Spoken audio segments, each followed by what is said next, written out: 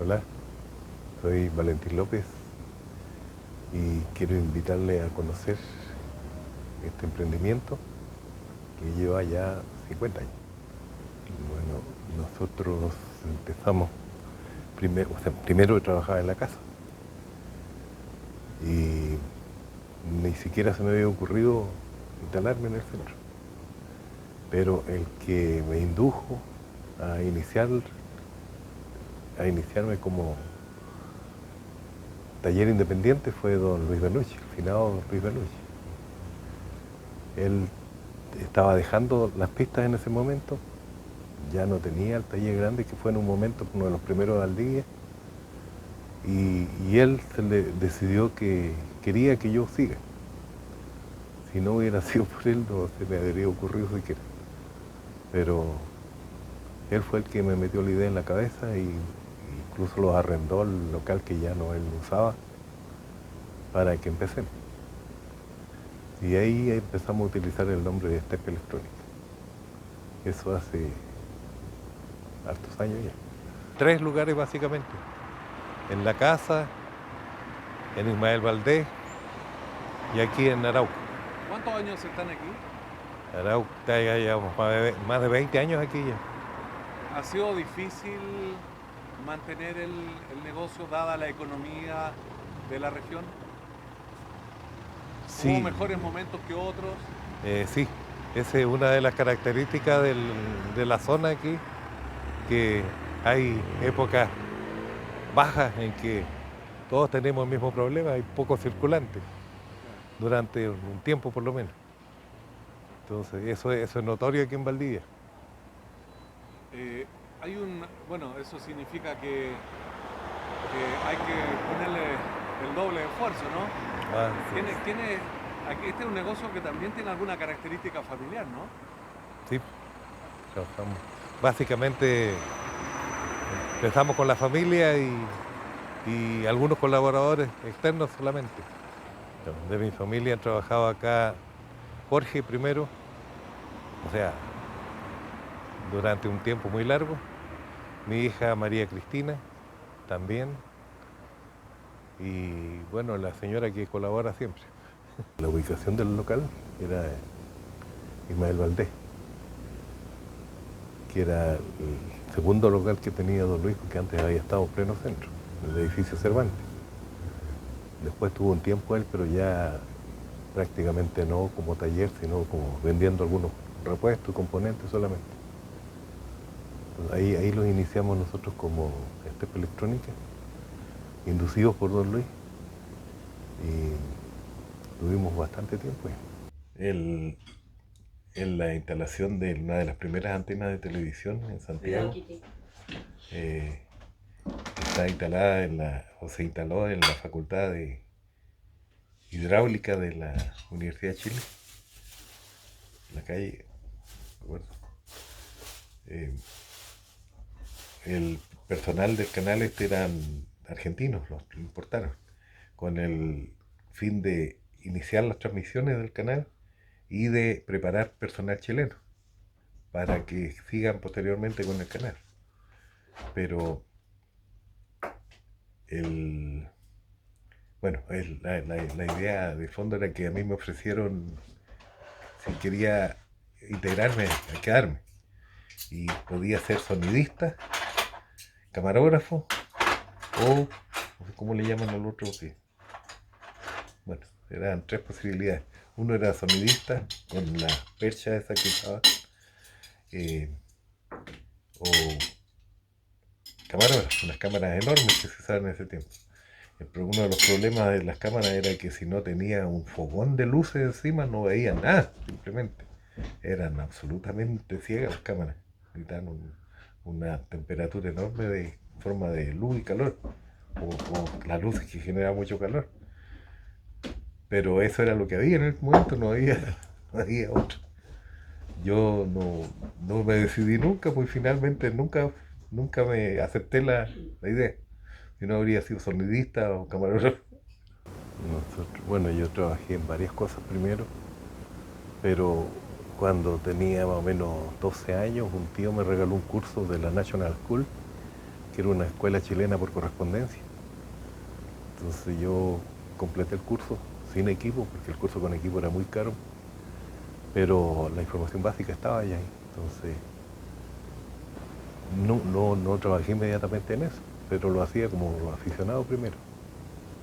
Como tenía la información de la National, de lo que había en ese tiempo, que eran los mismos aparatos ahora, pero a tubo, no había transistores todavía. Entonces, con lo que aprendí ahí era capaz de solucionar problemas más fácilmente, digamos.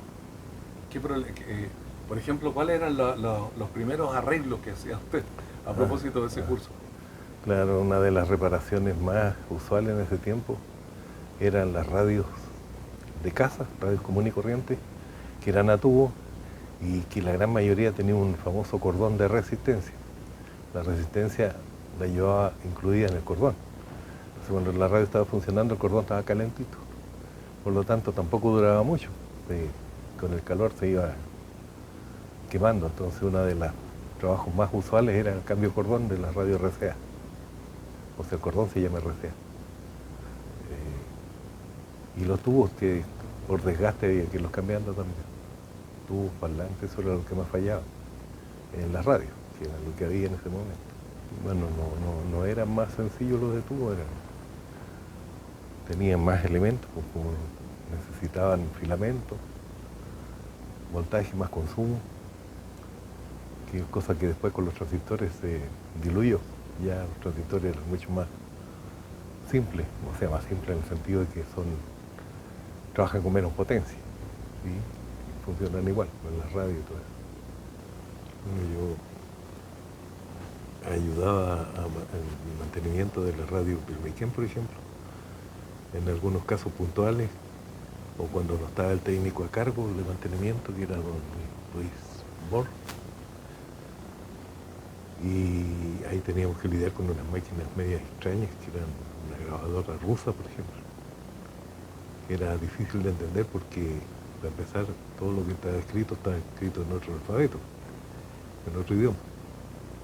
Pero al meterle mano descubrimos que tenía varias cualidades que nadie las sabía, como producir eco y hacer grabación sobre grabación, cosa que en una grabadora de esa época era extraño. Esta grabadora lo tenía. Partiendo desde la máquina detenida a la velocidad correcta en prácticamente instantánea, de forma instantánea. Eso era interesante porque no había nunca se había visto que una máquina haga esas cosas. ¿Y qué tuvo que ver usted ahí con el arreglo propiamente tal? Porque eran momentos muy lindos de la radio también. Sí, solamente intrusiándose se descubrió que tenía cualidades que nadie las sabía.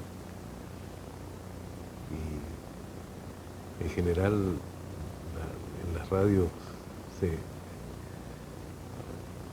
nos llamaban a veces para solucionar algunos problemas, para poder seguir transmitiendo. Ahí usted tenía relación con los dueños de la radio. Recuerden un poco a las personas esas, porque y bueno, algunos ya no están, ¿no? Don Luis Papis ya no está. Había personajes bien interesantes ahí, entre los controles técnicos y los locutores. Entre los locutores estaba el finado Vladimiro López, el Marcelo Capel, y los controles técnicos, Germán Bascur, que ahora es dueño de la emisora. En ese tiempo era el control técnico de la radio Pirmeiquén. Y varios más, que el Pipi, por ejemplo, famoso.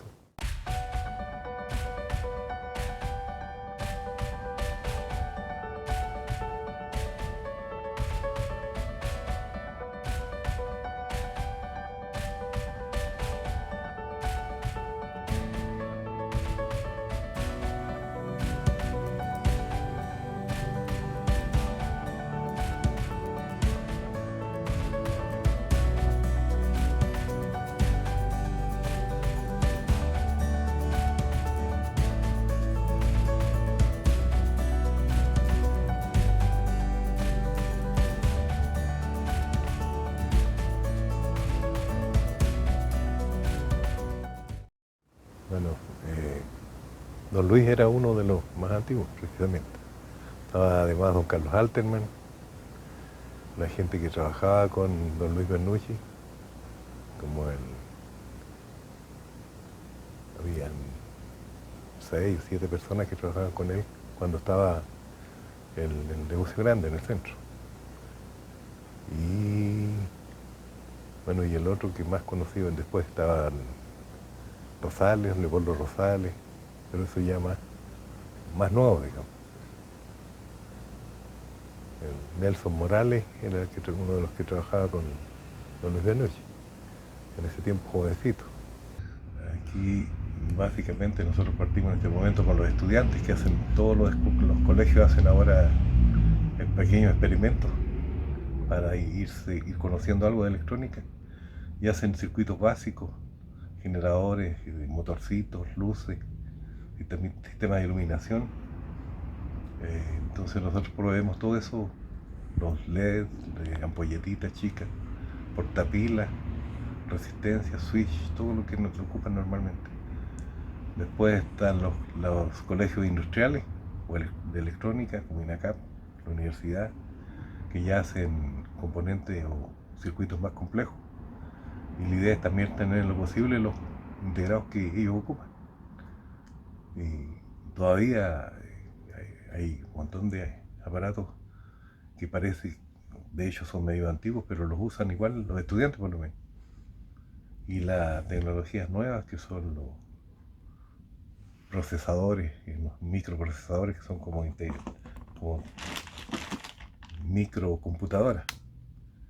De esos hay unos que son los que más utilizan los cabros en este momento y que tienen un montón de accesorios para agregarlo y fabricar distintas cosas como sistemas de riego automático, sistemas de alarma, sistemas de control de riego básicamente, de temperatura. Entonces, ¿qué era lo que la gente llevaba a los talleres electrónicos?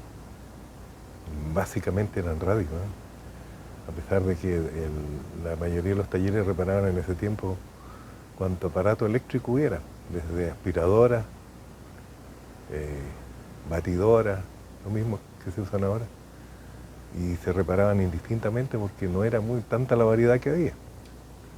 Entonces, igual reparaban una radio como un amplificador, parlante o un electrodoméstico, plancha, incluso. Las planchas también se reparaban todas antes. Entonces había más variedad en lo que hacían antes. Después cuando se complica la electrónica ya hay que obligatoriamente especializarse en algo, no se puede abarcar todo, es imposible. Yo lo que noto así desde fuera prácticamente sin tener manera de influir en el problema es que en la zona en que nos movemos nosotros hay una especie de altibajo donde hay épocas en que escasea la plata a todo nivel, nadie tiene plata. Afortunadamente no es algo permanente, porque si no sería peor todavía, pero esas olas se producen normalmente quizás por el tamaño de la ciudad o el tipo de negocios que hay o de industrias que hay, que no pasa en las ciudades más grandes, más importantes como Concepción, Santiago, Valparaíso.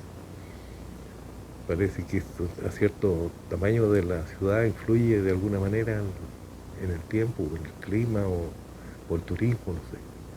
Pero hay épocas en que nadie tiene plata y es cuestión de preguntarle a alguien, ¿no? O sea, si yo no tengo plata y los otros tampoco, algo pasa. ¿Le ha tocado vivir como empresa momentos duros? Sí, bueno, nada tan grave que no se pueda solucionar, pero hasta ahora hemos salido de todo. ¿Y qué le hubiese gustado que pasara y que no ha pasado en su emprendimiento? Desde el punto de vista económico, por supuesto. En este momento el hecho de que todavía estemos ahí ya es un triunfo, porque en esta área de la electrónica la tendencia normal es ir desapareciendo. Y la gran mayoría de los negocios están, de hecho, o archivarizándose o simplemente desapareciendo. No, aquí todavía quedan unos históricos, los cuadrados estos antiguos, todavía quedan algunos. Ya es muy difícil repararlos y obviamente ya no proveen repuestos. ¿La gente trae todavía estos antiguos o ya no?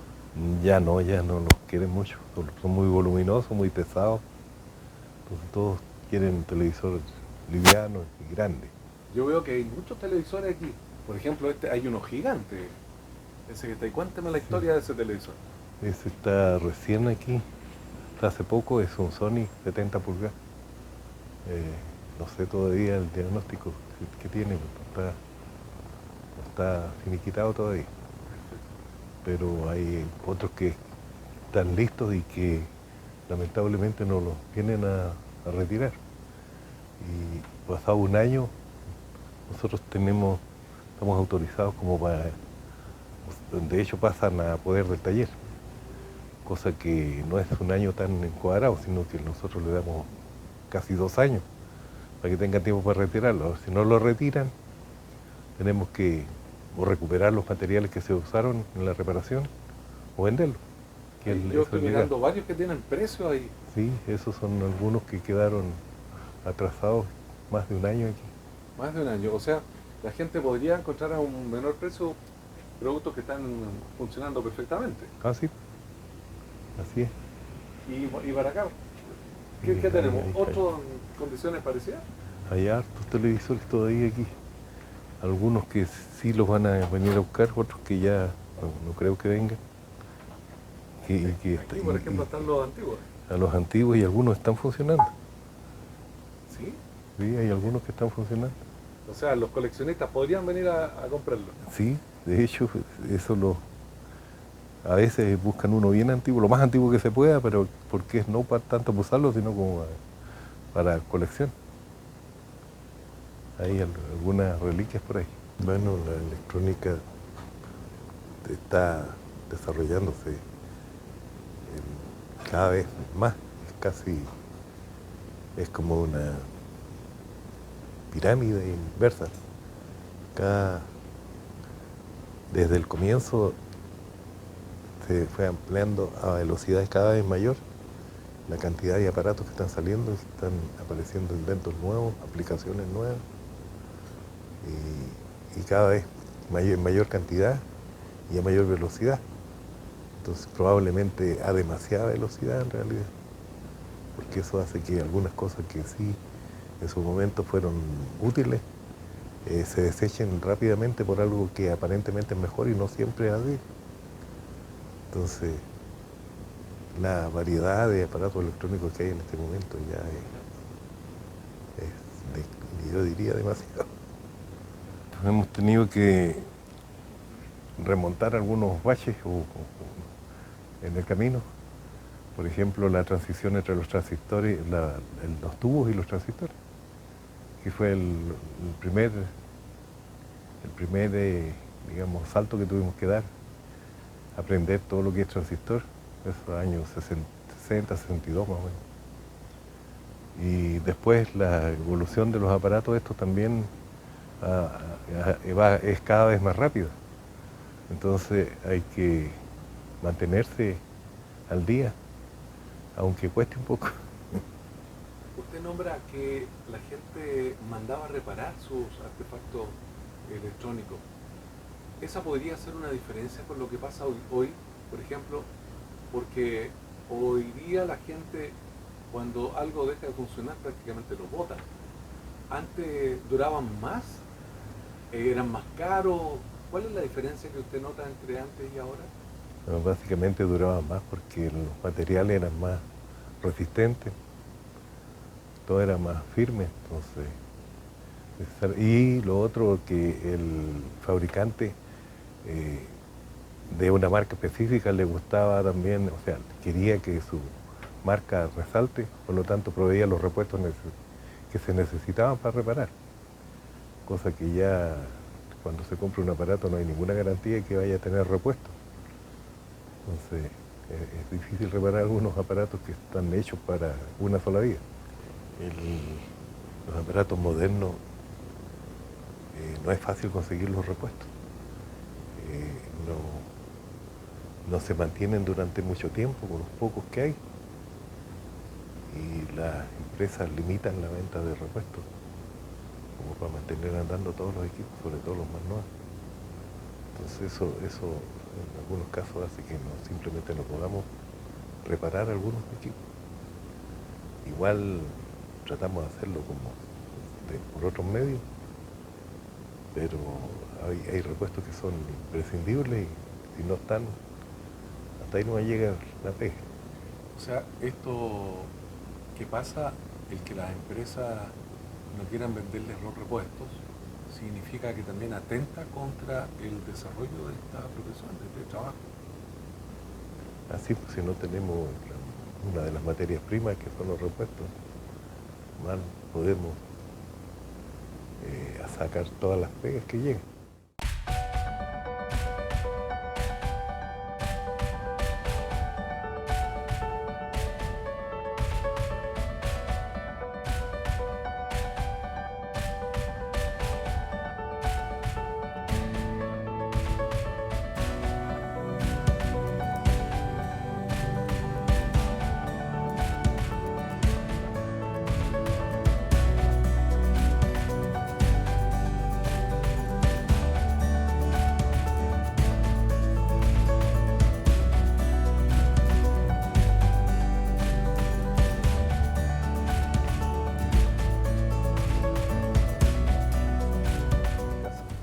Era un equipo que vino a reportear una erupción volcánica en el sur y que venía el equipo completo, empezando por el director con una boinita, director del equipo, varios camarógrafos, varias cámaras, pero las cámaras utilizaban un Bell Power Pack, el cinturón lleno de batería para que funcione la cámara. Pero las personas estas, que eran varios en el equipo, usaban distintas cámaras y algunas cámaras usaban el enchufe al revés, distinto. Y cuando fueron a hacer la filmación, alguien enchufó al revés las cámaras y se la echó. Afortunadamente solo eran fusibles, pero como nosotros no teníamos idea cómo se desarmaban las cámaras, tuvimos como medio día para lograr llegar a los fusibles y cambiarlos. Y todo el error había sido que colocaron el cinturón de poder a una cámara que era diferente. Entonces, y con todo el equipo encima, pues trabajar en el taller, que normalmente no son muy grandes, no es muy amables, son estrechos normalmente, pero con un equipo entero de camarógrafos y el director incluido adentro, ya es casi imposible trabajar. Las cámaras eran enormes en ese tiempo. Cámaras largas, casi 1 metro largo. Actualmente estamos aquí en Arauco 724 reparando televisores planos, computadores y con venta de repuestos. Aquí tenemos un área de fusibles, que es lo que más se mueve al comienzo, y después son para acá integrados, transistores, condensadores más o menos de aquí hacia allá, todo tipo de condensadores, circuitos integrados para amplificadores. Es un área de solamente circuitos integrados. Donde más tenemos que aportarle algo es a los cabritos que hacen tareas de electrónica, que normalmente le dan una idea bien grosera de qué es lo que tienen que hacer, pero el cabrito chico que no tiene nociones de electrónica para nada, es muy difícil que se le ocurra cómo siquiera empezar a hacerlo. Entonces, si lo dicen, tiene que hacer un generador que prenda una luz, el cabrito no lo va a hacer jamás con esos datos, es imposible. Bueno, nosotros le ayudamos en este caso de una manera que él logre entenderlo él y que lo haga él mismo, que es la idea en general. Entonces le enseñamos ahí, si quiere encender una luz con un dínamo o algo similar, el dínamo normal no le sirve, la luz normal no le sirve, pero utilizando luces de muy bajo consumo y un motorcito que se conecte como generador, le va a funcionar. Y con eso ya por lo menos tiene que cumplir con la tarea y seguramente le va a interesar seguir o hacer otro proyecto después. Cosa que si no hace nada, uno que va a llevar malas notas y no va a avanzar de ninguna manera, pues tampoco va a aprender nada. Nosotros en 50 años que llevamos aproximadamente trabajando, espero que hayamos hecho con eso también un aporte a la comunidad, en el sentido de que hemos tenido colaboradores en ese tiempo que nos ayudaron y los ayudamos en su tiempo, en ese momento. ¿Qué podríamos decirle a los jóvenes que gustan de esta profesión y que quieren dedicarse a ella? ¿Será recomendable? ¿No será recomendable? No, yo creo que en general sí.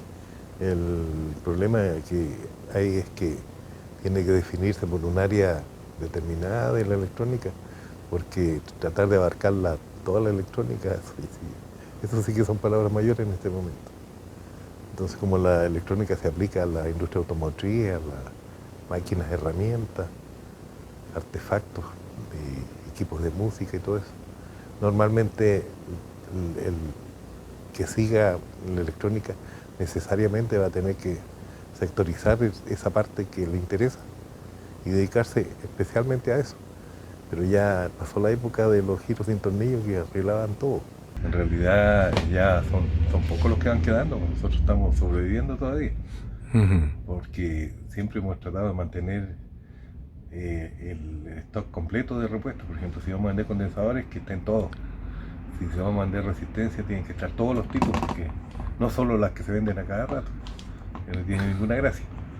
Entonces nosotros tenemos toda la variedad de resistencia, condensadores, transistores, la gran mayoría, todos los que se pueden conseguir, y el condensador es igual. De manera que no tengan que adaptar con uno o dos transistores o condensadores lo que se puede suplir con uno solo. Eso significa tener todos los valores posibles. Nosotros como empresa hemos tenido la ayuda de muchos colaboradores en el tiempo que han trabajado un tiempo con nosotros, otros que se han iniciado con nosotros, pero que afortunadamente la mayoría siguen trabajando ya, algunos independientes en este momento y otros trabajando en Santiago, pero que estuvieron un tiempo por lo menos colaborando con nosotros. Yo creo que cada reparación es un logro normalmente, y como la cantidad es grande de aparatos que hemos reparado nosotros, en suma pasaría a ser un logro mayor.